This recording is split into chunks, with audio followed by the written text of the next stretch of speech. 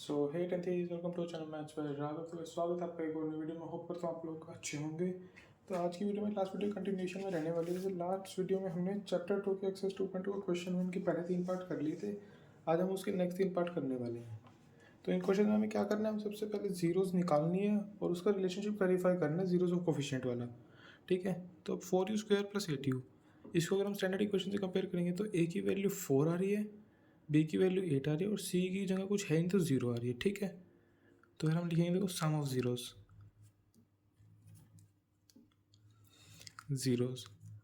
तो क्या हो जाएगा -b/a, तो -8/4, तो क्या आ जाएगा ये -2। ठीक है, अब लिखते हैं प्रोडक्ट ऑफ जीरोज़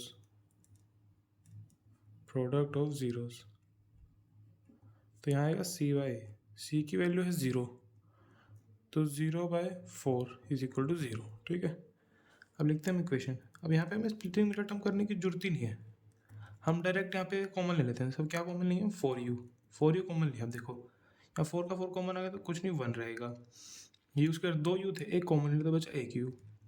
8 u में से 4 कॉमन ले लिया, 8 में से 4 कॉमन लेंगे तो बचेगा 2 u, एक का कॉमन ले लिया कुछ नहीं बचेगा। ठीक है, तो क्या आया, अब इसमें हम क्या करेंगे, पहले तो 4u को 0 के इक्वल पुट कर देंगे, फिर हम u + 2 को 0 के इक्वल पुट कर देंगे।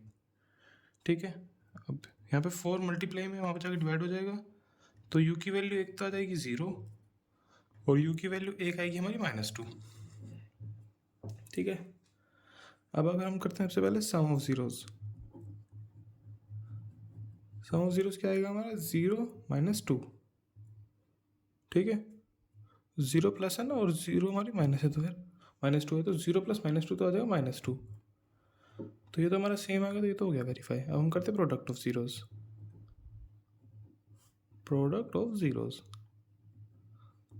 तो ये हमारा क्या आएगा 0 × -2। अब 0 की चीज़ मल्टीप्लाई करेंगे 0 आएगा, तो ये वेरीफाई हो गया। तो ये तो हो गया हमारा सम, तो अब इसको लिख देंगे हैंस वेरीफाइड। ठीक है, नेक्स्ट पार्ट में हमें क्या करना है, हमें निकालना है t² - 15।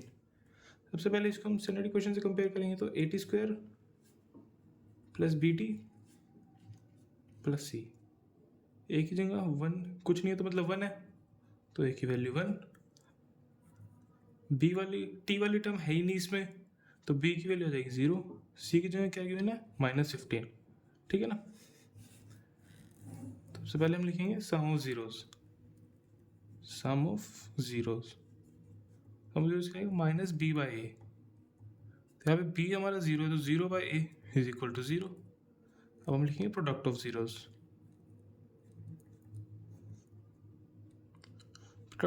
में हमारा c/a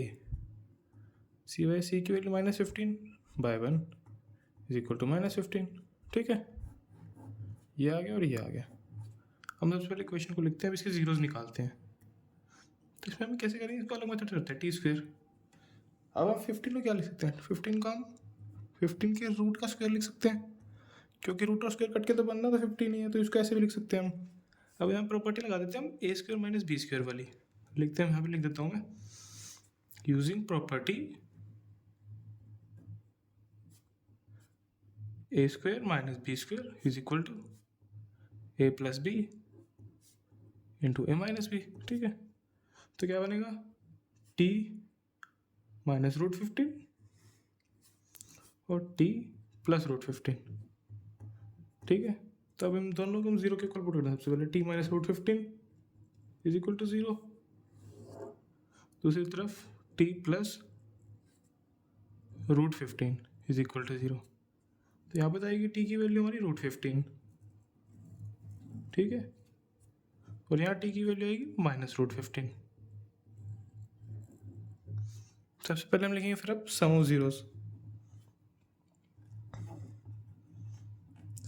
तो हमारा देखो √15 + -√15, तो ये दोनों तो आपस में कट हो जाएंगे, तो आ जाएगा 0।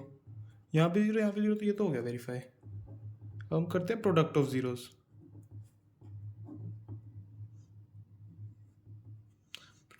में देखो √15 × -√15। सबसे पहले तो माइनस लिख देते हैं, अब रूट 15 इंटू रूट 15 क्या होगा, रूट 15 का स्क्वायर। अब स्क्वायर से रूट कट जाता है, तो ये क्या आ गया हमारा -15। तो ये भी हमारा वेरीफाई हो चुका है। तो ये सब हमारा हो गया कंप्लीट, और लिख देंगे हम यहाँ पे हैंस वेरीफाइड। तो अब बढ़ते हैं हमारे नेक्स्ट पार्ट पे। नेक्स्ट पार्ट में क्या है, 3x² - x - 4। सबसे पहले हम क्या करेंगे, जनरल इक्वेशन इसको कंपेयर करेंगे, a² + bx + c। तो a की वैल्यू तो आ जाएगी 3, b की वैल्यू आ जाएगी कुछ नहीं, तो हम 1 लिख सकते हैं -1, c की वैल्यू आ जाएगी -4। ठीक है, ये हो गया। तो सम ऑफ जीरोस क्या बनेगा, -b/a। -b की वैल्यू क्या है, -1 अपॉन a क्या है 3, तो आ जाएगा 1/3। प्रोडक्ट ऑफ जीरोस क्या है हमारा, c/a। c की वैल्यू -4 अपॉन a की वैल्यू 3 है -4/3। तो हम निकालते हैं इसके जीरोस, 3x² - x - 4। तो हम इसके लिए क्या करते हैं, इसमें आपको देखो डायरेक्ट दिख रहा है 3 है -4 है, अगर हम इन दोनों को ऐड करते हैं तो -1 ही बनेगा। तो हम ये लिखते हैं, देखो 3x² - 4x + 3x। देखो -4 × 3 करेंगे तो -12 आएगा, सेम ही है। और इन दोनों को ऐड करने पे हमारा ना -x -4 लिख देंगे। ठीक है, इसको अगर हम रीअरेंज करके ऐसे भी लिख सकते हैं, 3x² + 3x - 4x - 4। इसमें सबसे पहले हम 3x कॉमन ले सकते हैं, 3x कॉमन लेके यहाँ पे 3 तो कॉमन आ गया, 2x थे कॉमन आ गया तो बचा 1x, ये सारा का सारा कॉमन आ गया तो बच गया 1। तो यहाँ पे हमें x + 1 लिखना है।